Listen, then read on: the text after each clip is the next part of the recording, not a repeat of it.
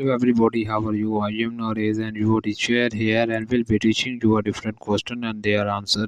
So I welcome you on classdata.com where we'll be discussing question. So let's get on the question. So our today question is estimated manufacturing overhead for $50,000, estimated direct labor horse 150,000, actual manufacturing overhead for $5,000, actual direct labor force 180,000. Based on this information, the amount of overhead allocated to be the jobs the 300 direct the labor force is the correct answer of the question is 45,000 divided by 150,000 is equal to 3.00 multiplied by 300 horse is equal to 900.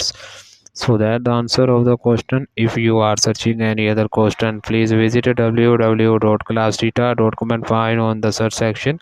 If you have any question to ask there and our sessions on the right side of the website, fill the form and will be answering. So you can thank you for watching this video.